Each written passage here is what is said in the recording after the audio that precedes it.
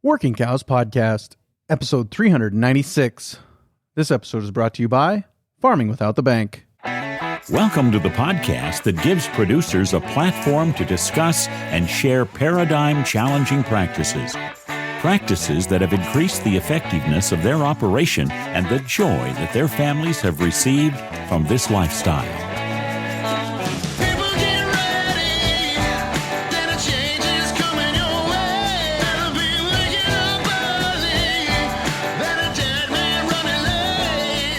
Howdy, everybody. It's Clay Connery, host of the Working Cows Podcast, recorded exclusively in the Understanding Ag Studios. And this episode is brought to you by Farming Without the Bank. None of you are farming like you did 100 years ago. Why are you financing it like you did 100 years ago? The biggest part of your operation is the money that runs through your hands, and you let someone else control that. The bank gets the final say in what you get money for and when you pay it back. For many, this is a great relationship. Until it's not. Farming Without the Bank shows you how you can take back the control of your money so that you can make the bank plan B instead of plan A. This is done by you creating your own banking system you own and control.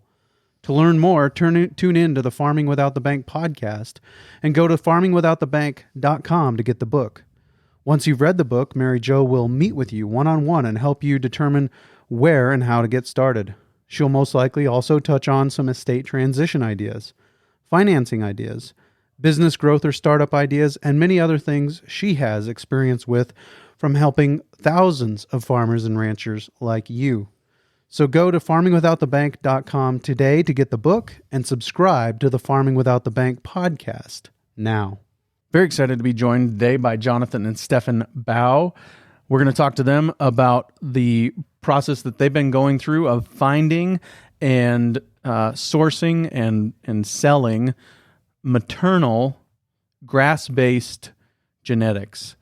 And they've got a bull sale coming up very soon at Howrey, Angus, December 3rd and 4th, and we'll talk to them today about how they ended up taking over that operation at Howrey Angus and buying it from Monte Howrey and how they've gone into running ranches both in North Dakota and up in Manitoba, Canada. And so coming up on December 3rd through the 4th, they will be having the Grazer's Edge online bull sale, selling breeding bulls for grass farmers. They'll be selling 30 19-month-old Angus bulls. They're pasture raised with no grain or supplements. And so if that's what you're looking for, be a great opportunity to check that out. And there'll be links in the show notes page for that today at the workingcows.net/396 show notes page. You can go there and check that out. They're also giving away 2 scholarships to the Ranching for Profit School. And so if you're interested, if you've thought about going to the Ranching for Profit School and finances was part of what was holding you back, they're giving 2 $1,000 scholarships to the Ranching for Profit School. Deadline for that application's coming right up, so you're going to want to get in on applying for that sooner rather than later, and there will be links to that in the show notes page for today as well. Jonathan, Stefan, thanks for joining me today on the Working Cows Podcast. Thanks for having us. It's an honor. Yeah, we're excited to be here. I appreciate the work you guys have been doing there at Edie Creek Angus, and would just like to kind of capture your journey, how you guys got started doing what you're doing, and some of the influences and mentors you've had along the way. So we'll start there. Kind of what got you interested in the genetics, and have the genetics always been what they are, or was there a big shift at one point in that journey? So yeah, just kind of tell me about your journey on the genetics front. Sure. I guess it's almost ironic that we would be purveying genetics that are grass finish suitable and range cow with low input, because our growing up years, we were a small feedlot here up in Manitoba. So we grew up grinding barley and managing big fat cattle. Our land wasn't very suitable to having cattle. It was always muddy around here, and we didn't really like the industry of just moving fats and not knowing anything about them. We were just, it's just a commodity business, which is great if you've got a setup that's enjoyable for that. But our setup was a kind of fighting nature, and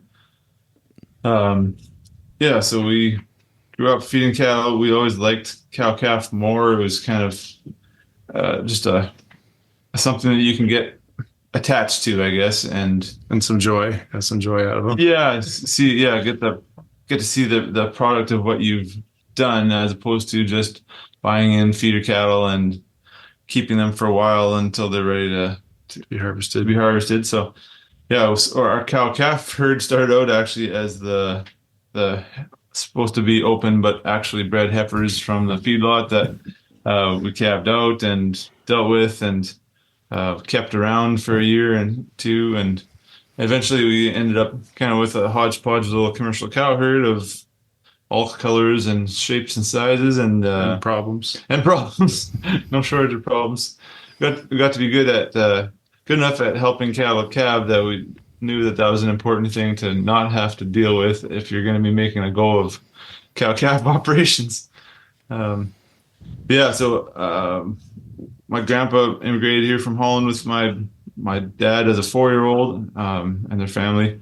They started off a small farm shipping cream and hogs and chickens and this and that, and eventually got back to cattle, which was my grandpa's passion and training. And they started a feedlot in the 70s, and then I came along, I guess, as a young lad in the 90s and started mucking around. And then Stefan joined us when he was of age too, a few years later.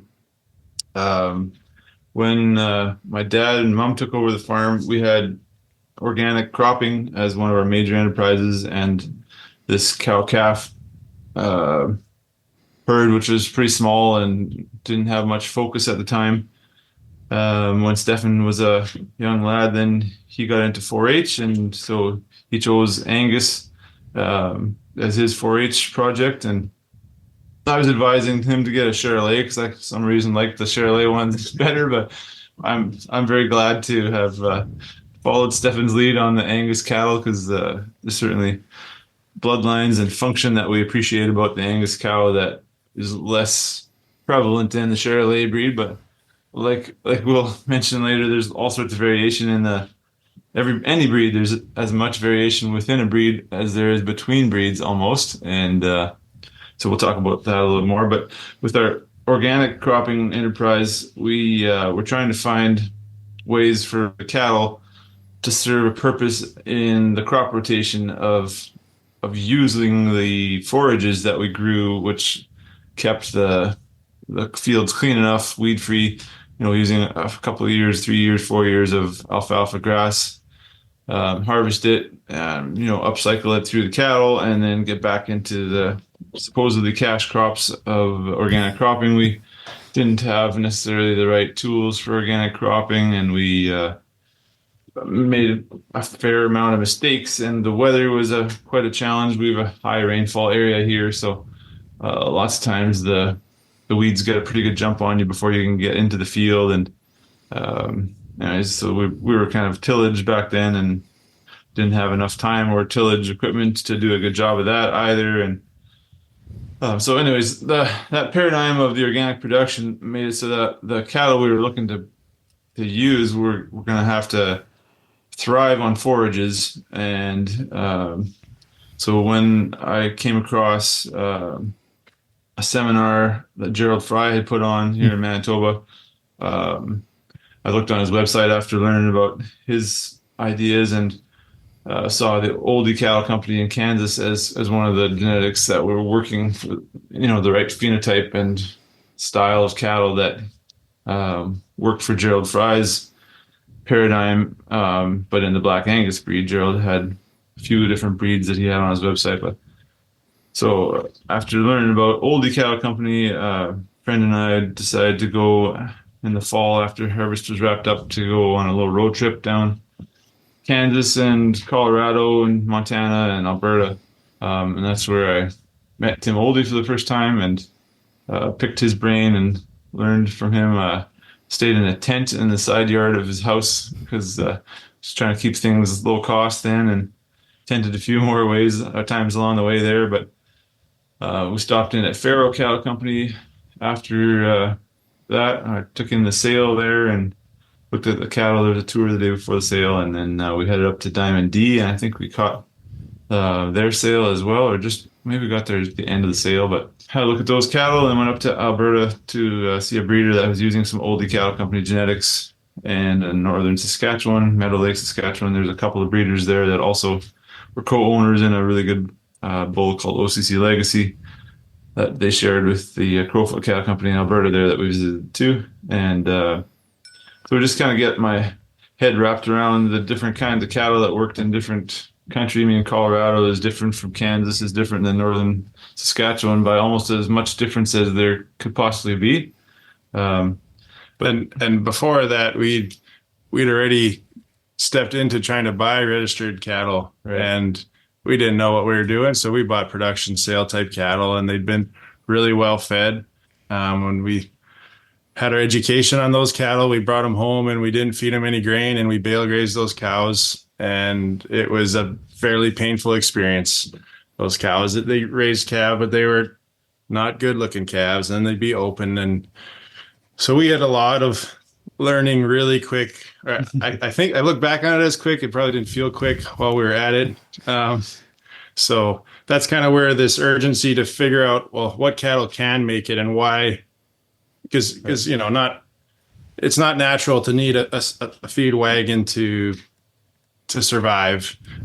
So that's what Jonathan's saying, who went into looking at road trips and finding operations to fix the glaring problems we were seeing in the registered cattle that we started out with in the early 2000s. Yeah, we spent our childhood savings and our farm earnings those first few years on purebred cattle at production sales, and we didn't know much about anything, so we thought the bigger the numbers on the page, the better in terms of EPDs, and so we were chasing the best, man. We wanted the best, and I was just thinking this morning, what would have happened if we would have chosen the animals that had the lowest EPDs, and we might have had more of the cattle that we bought at those sales stick around. But yeah, we did actually just look into that. And one of the cows that did stick around to 14, she really was a lower EPD cow compared to the others. We could still look that up. But we did a lot of early learning with being first generation breeding cattle. And that really,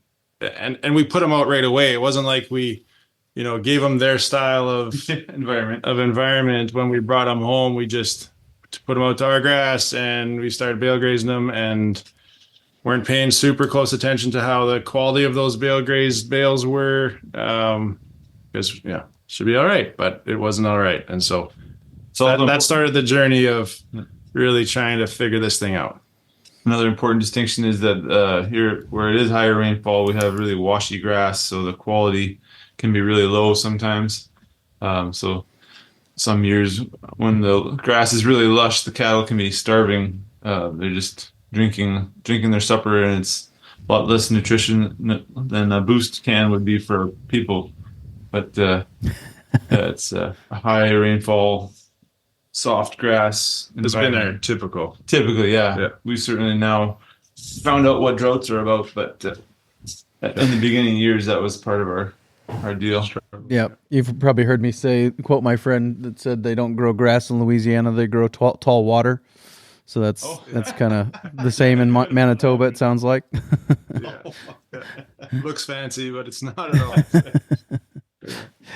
Well, you got started off, I mean, you had some painful lessons. That's kind of, you can, good, fast, and cheap. You can choose two, right? It can be good and fast, but it's going to be expensive. Or it can be fast and cheap, but it won't be good. That's kind of like failing. You can fail fast, but it's going to be expensive and painful, and it might seem like it took a long time, but it won't be as long as it actually felt like. But you ended up going in the right direction. Was Gerald Fry still around when you started this journey then? Yeah, he was still around and giving talks for a bit. He came back to Manitoba and did some training and some linear measurement seminars and a few things. We did linear measure the first bull that we got from a breeder in northern Saskatchewan that I visited, and he spec'd out just fine in terms of what Gerald was looking for in terms of the right body type. We didn't take too much effort to chase the linear measurement thing. We kind of got the idea visually of the right type of cow and found, programs that were working in tougher environments, and kind of got our eyes mostly accustomed to that, although we did have to do some relearning once we got a little ways down the road. But yeah, we were aware of Gerald and his theories, and certainly can be helpful. But we started to really, I'd say, lean on breeders that have been breeding cattle, like the herds that we went and saw, that looked the way and worked in their condition. So those road trips are really important, is getting out to see, and then building connections and mentors. Tim Oldie in the early days, Jonathan started out before that with John Setrikov from Northern Saskatchewan helping us out. And then later on, Monte, we connected with Monte. And so we just always kind of, once we had that early painful learning curve, we started to lean on folks that have been at it for 25 years or more, kind of thing. Yeah. A little bit of humility the hard way. Like we thought big numbers was the way to measure a good animal. And then once we realized that there was a really complex set of decisions and quantifications that go into breeding cattle, then we started asking questions and not making any assumptions so much. Do you guys know Bob Havard from the UK? A little bit, yeah. Follow him a little bit on social media. But right. I haven't spoken. He's shared a picture in the past of a genie with her hand over a crystal ball. It says actual picture of how EPDs were first discovered. There's some man in the back pulling the strings. Yeah. Don't pay any attention to the man behind the curtain. Yeah. There's some merit to some EPDs. Mm-hmm. Just a matter of keeping things in balance. We do use calving EPDs and dollar energy value EPDs to kind of get a gauge on whether an animal is going to be useful in a low input program or not. But by now we're more leaning on sire lines or cow families way ahead of an EPD. We don't really, if we're talking about keeping heifers in a pen, we never look at the EPD. No. It's based on the cow family and what's stacked in that pedigree for teenage cows, and same for a sire we're going to use. Yeah, no, absolutely. I think that's the way to go. And I think that even the EPDs you mentioned, you pay attention to guys like Steve Campbell and those guys, they'll tell you that calving ease is related to the slope of the hooks to the pins, right? That the more slope you have from hooks to pins, the more open that pelvis is for that calf to come out. That's going to play a huge part in the calving ease and whether or not you have to do something. Well, it's also related to a whole bunch of other things, that also make that cow fertile, functional, able to marble well on grass. All those other things are connected. And that's part of the problem with EPDs and everything in agriculture is it's reductionistic. We try to isolate one thing and chase that one trait, and we sacrifice a whole bunch of other things on the altar of accomplishing that goal. Has that been true in your experience? Yeah, I think so, especially if you can sell an input to make it sound like you're going to be better off in the end. We've seen that, and try and find regenerative ways to graze and to grow things. And we're kind of like the pendulum swing coming out of organics. We had some serious issues with phosphorus deficiency because we grew crops for a long time without phosphorus, and so we see some value still to adding a bit of commercial fertilizer, but we've used humic acid to help that be easier on the soil and a little more efficient. And we don't put on very much, just kind of enough to get things started. And we do have grazing on almost all of our crop land. We have about 300 acres that we crop in rotation. And so then there's always some biological stimulation from the grazing residue. And I mean, you had good mentors to start. I mean, you go the Gerald Fry direction, and that was the initial connection to Oldie Cattle Company, right? Right, yeah. And then, I mean, you go from Oldies to Diamond D to Kit Farrow, and eventually Monte Howrey comes in there, and we'll talk about that later. But I mean, just that good network of mentors, it sounds like you had right off the bat, was an important part of the success going forward, right? Yeah, for sure. And the seeing was a big deal too. Like, having mentors, super great, but the biggest changes in our operation in terms of the breeding program and how we graze, we've generally seen it somewhere else first. Maybe we're not super original, but that seeing somebody else's operation is really a big value in our learning curve over the years, for sure. The first guy out of the foxhole might not be the one that breaches the wall, so it's not. You don't always have to be first. Yeah, thanks. Yeah, there's value. There's value to just paying attention and learning from other people, right? Yeah, right. So let's take a quick break and hear a word from our sponsor today, Farming Without the Bank. None of you are farming like you did 100 years ago. Why are you financing it like you did 100 years ago? The biggest part of your operation is the money that runs through your hands, and you let someone else control that. The bank gets the final say in what you get money for and when you pay it back. For many, this is a great relationship, until it's not. Farming Without the Bank shows you how you can take back the control of your money so that you can make the bank plan B instead of plan A. This is done by you creating your own banking system you own and control. To learn more, tune in to the Farming Without the Bank podcast and go to farmingwithoutthebank.com to get the book.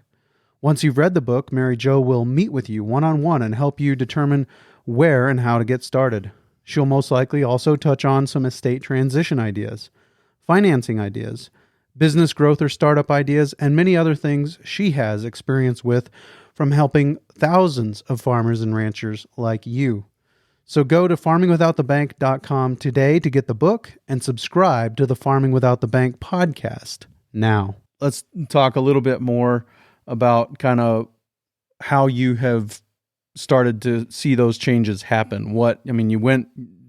There was a certain number of those cows that made it through that first group, and then you started to see the difference in genetics and what you needed to do differently, what kind of cow families you needed to pursue. So how did you actually make that change? What was the first few steps you took?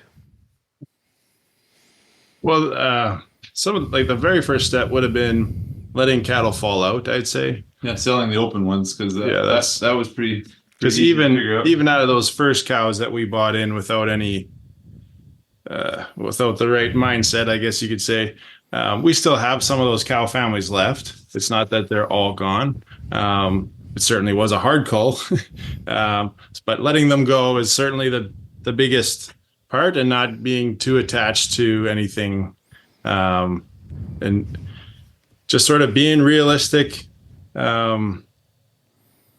We try to lean on the working with nature to sort through the cow herd, and a little less on the human ability.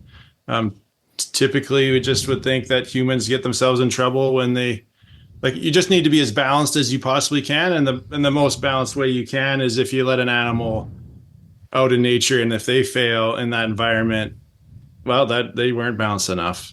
So that's sort of where we have leaned on the last while. There's also been the learning of what lines have worked, or what genetics do we want to stack in the pedigree, but putting some fertility pressure on the cow herd and on the heifers and in their environment has definitely been a big tool for us.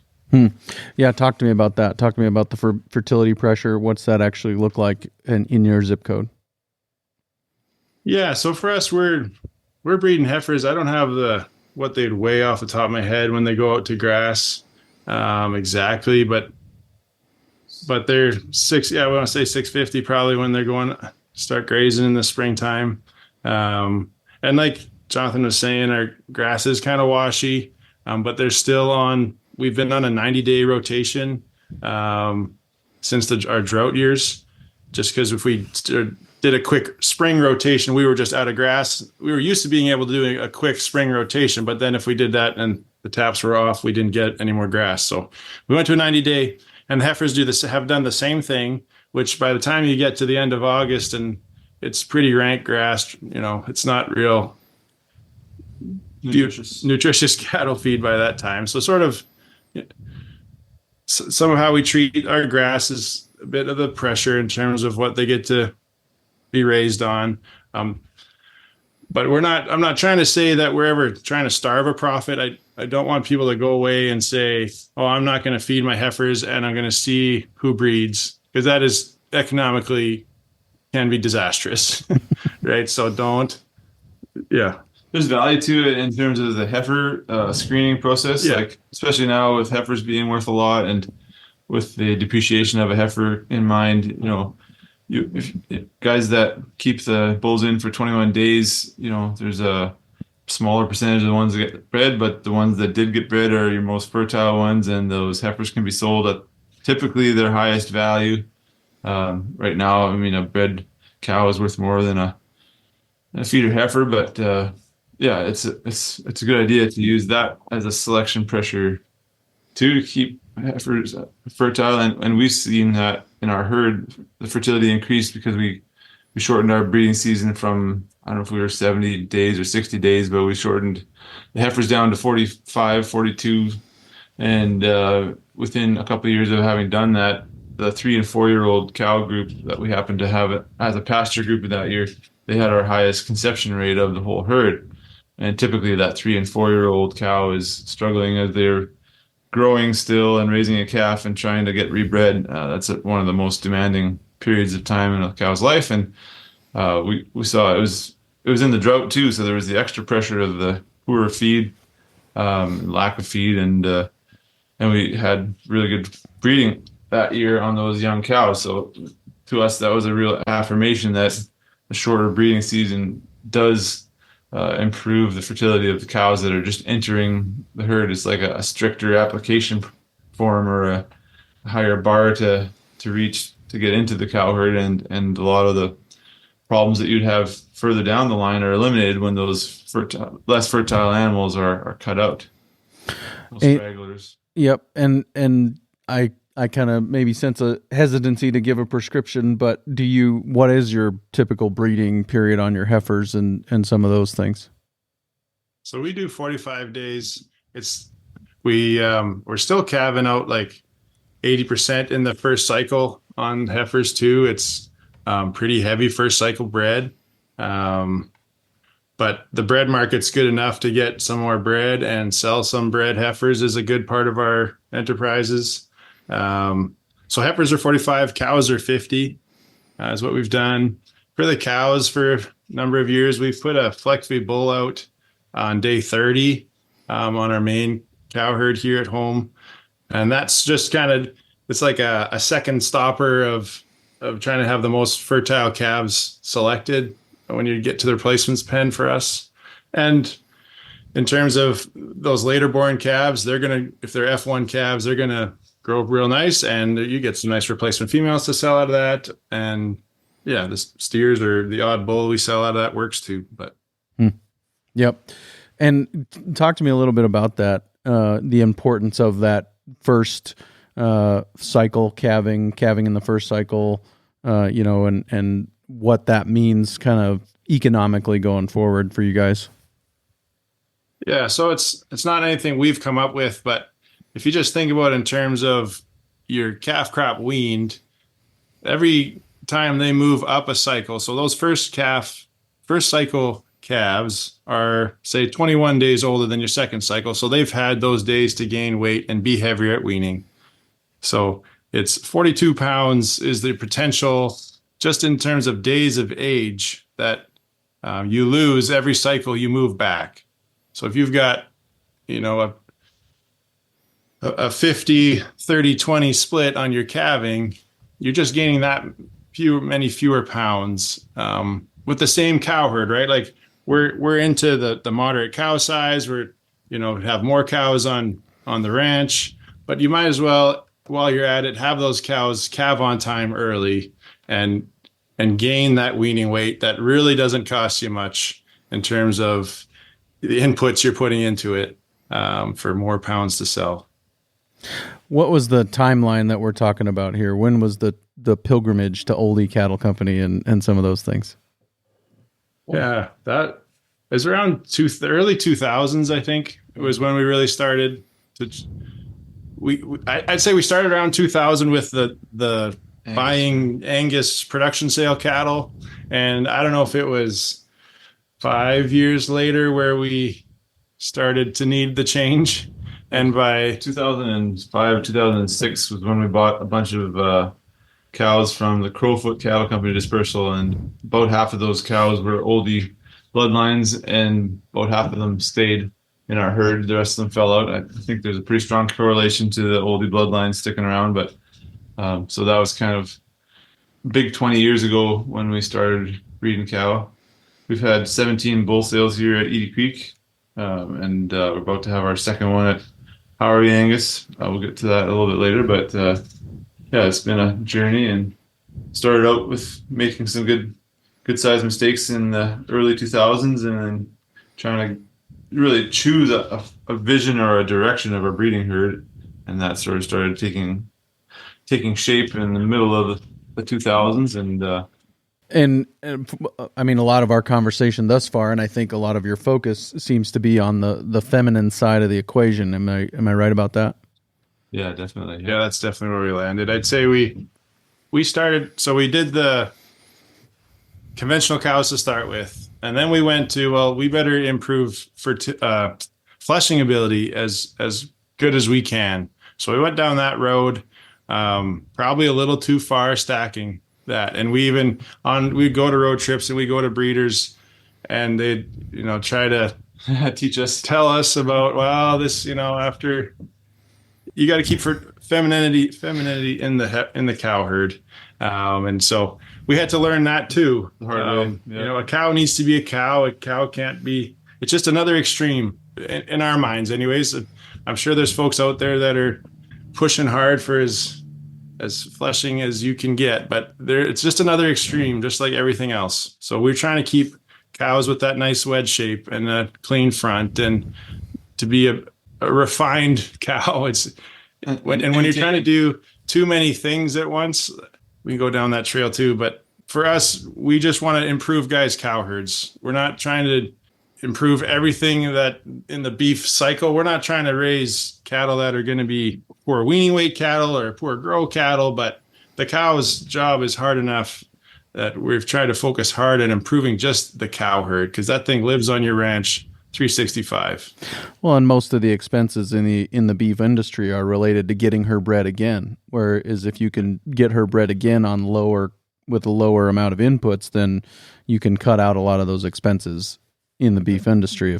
You can tell me if you disagree with that, but from my experience, that's what it seems to be. Yeah, we agree with you. Sounds right. And we kind of embrace the terminal versus maternal dichotomy, I guess. To have a good cow herd that's functional is really important. I know there's lots of banter on Facebook about what's maternal, and it's a spectrum or a bell curve, and you can get lost in the weeds in that debate. But we're big believers in hybrid vigor too. So if you want to get the carcass traits and the performance by a Simmental bull or Charolais bull, and cover those efficient Angus cows after those cows have been bred to an Angus bull for the first time, and you'll have those 700-800 pound weaning weights depending on what your environment will support, but at the same time still have a 1,200 pound cow that is cheap to maintain and still has a well enough shaped pelvis that she can have 120 pound Simmental calf without any trouble. We've had that here with our fleck feed breeding bull on that day 31 to 50, and we've had some 120 pound calves born out of 1,250 pound cows without any trouble. Wow. We just shocking when we go to weigh them. Yeah, we calve in May, so we get there in the morning, and there's a pretty big sized calf with a white star or a white face, and holy Toledo's, it's got a 120 pound calf, and that's only happened a handful of times, like five times. Usually they're under 100, but so the point is that hybrid vigor, as much as that's a risk of having bigger calves, once you breed that small Angus heifer to an Angus or whatever your choice is for your heifer calf, your heifer's first breeding, you can put quite a lot of bull on that little cow and still have her calve without trouble if she's built right. And so you can compensate for not having as much cow frame size by just breeding in a bigger terminal bull and having really great efficiency in terms of beef raised per acre. I want to make sure I understood what you were saying earlier about the fact that too much fleshing ability, you could lose that femininity. Is that what you're saying? Yeah, that is what we're saying, and it's sort of hard to see, but some of our more fertile cow families are not our fleshiest cows. Yeah, so it's just sort of, if you follow the cows and you get them to show you what works, that's where we've learned it, and we've seen the same thing. It's another. It's like those fat cattle you want to buy at the dispersal sale, right? It's human eye is attracted, or the bull at the bull sale that's really well fed, everybody's attracted to. But it's the same with that really fleshy cow in that cow herd. You want to just be super impressed with that cow, but there are some that works out, and their fertility goes the long road. But generally, we find it's a slower developing animal who's hitting her stride at 4 or 5 years old, and she's built to raise calves for the long haul, and she's not real impressive as a 2-year-old. And I was just talking to Jonathan about how it's sort of the seed stock industry is sort of set up to fail, because we need our animals to be most impressive as a yearling or a 2-year-old animal when you sell them, right? That's how you get rewarded. I'm not saying that's how we run our program, but so if everybody's getting rewarded for that super stout bull, what do you think everybody's going to do, right? So everybody's chasing that as hard as they can, and it's to the detriment to the cow herd, right? It's not improving the cow herd. Yeah, I've definitely seen that in my own neighborhood, where I've leased feral cattle from Justin Rader. Actually, he sent me a feral bull up here, and I got to talking to some of the neighbors about feral cattle. And one of them said, yeah, we bought a bunch of yearling feral bulls. And the guy, when he unloaded them, he said, you're not going to be impressed with these things coming off the trailer. And they're not going to be impressive probably until they're a little bit older. And I think that goes along with what you're saying, that we try to develop animals in this industry. And there are issues with calling it an industry for sure. But we try to develop animals in this industry to be impressive at a young age, and we set them up for failure. And I think that one of the clearest illustrations of that is the show ring, right? How many of the animals that can win a female class in a show ring will actually still be calving even 2 years later, let alone 10, 12, 13 years later? We ruin those animals to show them, and then they're not useful after that, right? Yeah, I have an example of a breeder that we heard of. They deliberately fed 2 different energy levels to heifers, and they would sell them choice in their sale, and they would put one with the lower energy ration in the same time as the higher energy ration, and the buyers would go crazy over the fatter heifers, and they would keep the skinnier heifers and be glad that they hadn't overfed them. And so the same genetics, that's sort of speaks to the amount of crutches that you want to put behind an animal too, right? An animal can look like a roly-poly hippopotamus, or it can look more like a deer. Those are the far ends of the spectrum, but nature is more inclined to look like the deer. And if we want to support the environment, we can support those hippopotamus-style animals. But if you're in a environment where you're grazing rangeland and the cattle actually have to work for a living, and you're not supporting them with a feed wagon. There's a place for a feed wagon too. I don't mean to make enemies of people that pull TMR wagons, but you can't starve a cow, profit into a cow, but you also you can harm the reproductive success of your herd by overfeeding them too. It's a balance, and quality of life got to come into that equation when you're figuring out. Some guys just love driving tractors with TMR wagons, and you can see the cow herd really well from up there. And other guys just have stockpile grass available. And, we would love to have a lot of stockpile grass available here. And the Howrey Angus herd in Sterling, North Dakota, where the Rath family takes care of the cattle there, they have lots of stockpile grass, and they have some corn stalks nearby. And they were very successful at wintering cows on a very low amount of hay, even through the deep snow of North Dakota winters. But yeah. Well, and we've all been there where we had that one cow come out of the chute open, and it's like, man, I really like that cow, and look how good she looks now. And so we're gonna turn her back, and we're gonna run her again the next year, and she just comes in fatter the next year and even more open, if that's actually possible. But we've all had that happen. Everybody's done it, and it's those cows. They kept it all for themselves, and that's why they're open. Whereas the other cows, they might not look that great as a 2-year-old, 3-year-old, but come 4 or 5-year-old, they've, like you said, they've hit their stride, and they look really good, and they're bred every year. And back to the TMR point, there's way more people that have fed the profit out of their business than there are people who have starved the profit out of their business. So I don't think we need to worry too much about, offending anybody. Yeah, sure, yeah. But yeah, and the other thing that I, just heard you say early on as you were kind of recounting your history is that you kind of noticed the difference in cattle between the regions. Can you tell me about what's the same, what's the difference, what's the same and what's different from Oldie Cattle Company in Kansas to the Crowfoot cattle in Alberta? And, I think Diamond D would be somewhere in between the two, right? So can you tell me kind of some of the things that are the same and some of the things that are different as you start to look at cattle that are functional in their environment in different regions? Yeah, I wouldn't say that we're real experts in knowing the difference there. I'd say even if Tim Oldie, just need to give him a lot of respect for the focused and breeding program he's put in to breeding his cow herd and just having a vision for what he's breeding. So he's got some great cows that are real easy fleshing. But I would not say that we really know the difference in climate well enough to give you.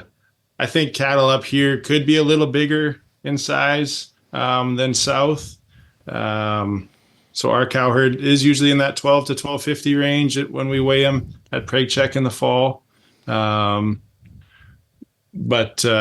there's different programs, and I just wanted to say Tim's one of them. That's, there's certain strains that have bred true to who they are, and Tim's one of those programs. And they can be very useful in a breeding program. Oh, for just, sure. Recognize them for the strengths that they bring to the table and utilize them. I mean, both the Edie Creek herd and the Howrey Angus herd, we just bought a OCC bull to add a little bit of that rib shape and fleshing ease with good udders and feet. Those, not too many people would disagree that it's a fairly safe bet to get those from Oldie Cattle Company. And yeah, Oldie also bred the OCC Great Plains bull, which was a very different style of animal that took us some time to learn to appreciate, but they're extremely good footed and fertile and good uddered. The one bull that we started off with in our Howrey Angus program was a Great Plains son. That was a very good tempered bull, and we've got some excellent daughters in our herd up here, but it took us a while to appreciate that different type it's really the more feminine type. More feminine and more like the deer on the spectrum between a deer and a hippo. And so, yeah, there's a lot of merit from lots of the lines that Tim Oldie's bred, and certainly need to know your environment and know your cow herd and know what cross you need to touch up your cow herd with next to see what you're working on. My understanding is that masculine bulls produce feminine daughters. Is that your understanding as well? Yeah, the only place I'd say you get yourself in trouble with that is in terms of looking at a yearling or a 2-year-old bull. I don't actually think that masculine bull is the stud at your weaning day. It's sort of the same thing. If you want longevity, that bull, in our experience, we had a bull named Titan, and he was the man still at 12 years old. But as a 2-year-old, I bet anybody listening to this thing would not have gone in and picked him, right? So there, he definitely turned in. If you look at the pictures of him, he's a great big stud masculine bull, but I do think we still have to be careful in picking those. And it really goes back to the strength of the cow, right? Monte picked Titan. He knew that the cow behind it and the grandmother and the great grandmother and the sire side, he'd probably had 100 cows by then, at least, of that sire line. I don't really know exactly, but it was all proven, known entities that it was putting together there. So there's some of that instead of just picking on the phenotype. Sure. Yeah, let's talk a little bit more about that. We've mentioned Monte and Howrey Angus and your work with the Howrey Angus herd. Just tell me a little bit about Monte and his mentorship, what his influence has been on you. Yeah, we met Monte, I think, back in 2014, in the fall of 2014, one of our road trips that we took.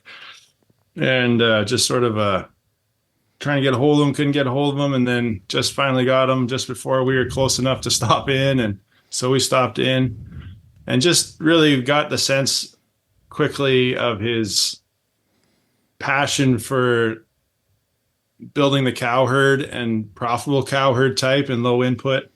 And he's a guy that bred cows his way. Like a lot of the seed stock industry is, focused on the high selling bull at the sale and, what the neighbor is going to want, or like there still is, in terms of breeding cows, Monte still wanted the best for the neighbor, but it wasn't what was going to be showiest. So he bred his type of cow. And it took us a little while to understand it and see them working in other herds in Canada and a bit in the States, and some of our driving around, and just getting to bounce these questions and ideas we had off Monte was super valuable for us.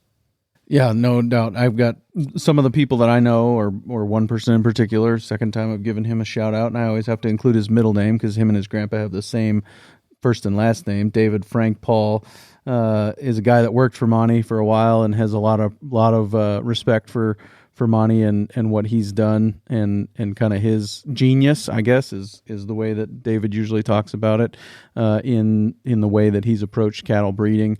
And so yeah, I just wanted to give him a shout out and talk a little bit about where you guys have gone with that. You guys now have a good portion of those genetics in North Dakota there, and talk to me a little bit about what you guys are doing there with those cows.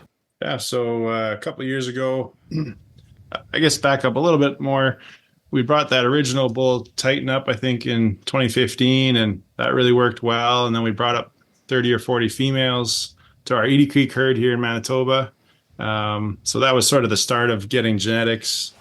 And how Jonathan had said earlier, we brought a load or two of cows from Crowfoot, and half those cows fell out. Well, we bought mostly open heifers from Monte to start, and like 90-something% of those heifers worked out. And they turned into cows that were nicer than what we had been working on for years in our herd. More feminine, good feet, great udders, and so it was a beautiful cow. Like there's different kinds of cows. Monte sure bred beautiful cows. Huh. So that was sort of the genetic background of it. And then, a couple years back, Monte asked if we'd want to consider buying his cow herd that was in North Dakota. They're already being taken care of by a family, the Rath family in Sterling, North Dakota. And so we went around into looking into that and said, yep, let's do it. And so we bought his cows. They're still in North Dakota, and we're just figuring out our way around having hopefully our second bull sale here in a couple weeks. But yeah, very good. Where, when, and where is that bull sale? So it's an online auction. It's going to be on DV. It's online only. You can come and see the bulls anytime, and there is an open house on December 4th. So the sale is December 4th. The bidding starts to close at 7 p.m. Central Time. Very good. Yep. And Sterling, North Dakota, just west or just east of Bismarck, North Dakota, if you're looking for travel and some of those things. About 20 minutes east. Yeah, That's a interesting transition. What have been some of the lessons you've learned just from managing that herd remotely, I guess? We're getting to know them. Yeah, we go down there 3 or 4 times a year, so it's not quite as intimate as handling them every day like we do the cattle here. But the the cow lines we had already started getting to know when we had brought females up here to our Edie Creek herd. And yeah, so the Raths do a terrific job of taking care of them there. Beau Rath in particular knows the bloodlines and knows who's who. And they run, so there's about 130 Howrey Angus cows there that run with their 350, 400 cows commercial herd.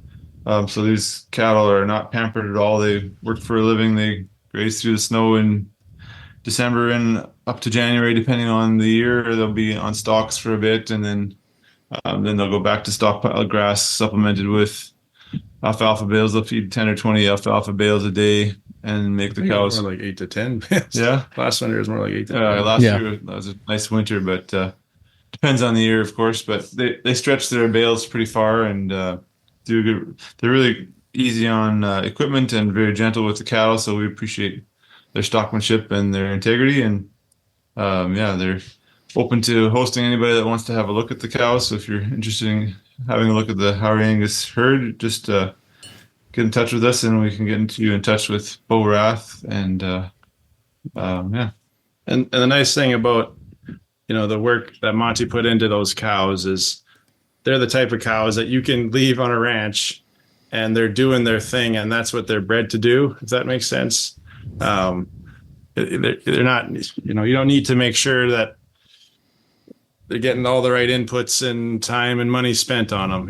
It's a really do fine working with the commercial cows. They're calving on the same quarter as all those commercial cows all together. And they do summer in their different pastures just so that we can have our bulls getting them bred. But otherwise, yeah, they're living a good life there in Sterling.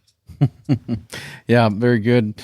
Would you say that in your experience then that the right genetics are kind of one of the bigger levers you can make as far as making rapid changes in the cow herd? I mean, your own story kind of is that, right? Yeah, basically we had to face some hard realities when we were getting started, and certainly like we were talking about, if we had chosen lower EPD cows, how our learning curve would have turned out differently. But genetics certainly enable you to use the land optimally, I think. Burke Teichert says, don't change the environment to fit the cow, change the cow. And I think there's a lot of wisdom in that. Just talking about how the right genetics allow you to manage your land better. I mean, there's the extreme of managing cattle is kind of the Elizondo total grazing system, where you've got tall water essentially that dries up, and then there's just sticks. And so you got to have a smaller framed cow, I think, with even bigger rumen capacity to handle those types of systems. But you got to kind of know what kind of environment you are willing to support for your cow, and you need to have some solid numbers analysis in behind that to know where to invest and where you can invest your time and your money to. Yeah, no, genetics is certainly an important tool in the toolbox of someone who wants to care for the land.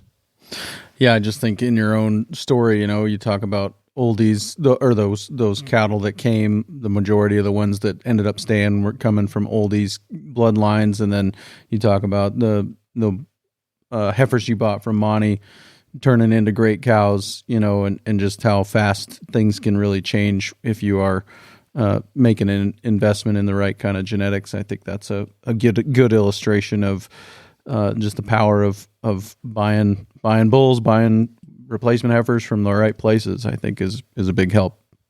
Yeah, we took the Ranching for Profit course a couple of years ago, and there was some talk about whether you should try and, if you were going to change your calving season to work with nature a little bit more, whether you should just move your cows, back, little by little to a later calving season, or whether you should sell your cows and start anew. And I think if you can find a good source of cows, if you're going to do that, find a good source of cows that are adapted to calving in June. There's a whole host of issues phenotypically and metabolically with the cow that's trained to calve in February in terms of the amount of milk production that they handle. And so knowing that a cow was raised in a system that calves in May is worth a lot too. So if you're thinking of changing your genetics, there is some merit to cashing in the cows that you have and buying a more adapted cow. But that's a bit of a different angle than we were talking about, I guess.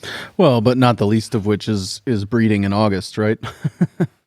Right. In most environments, I think the biggest challenge of May, June calving is breeding in August.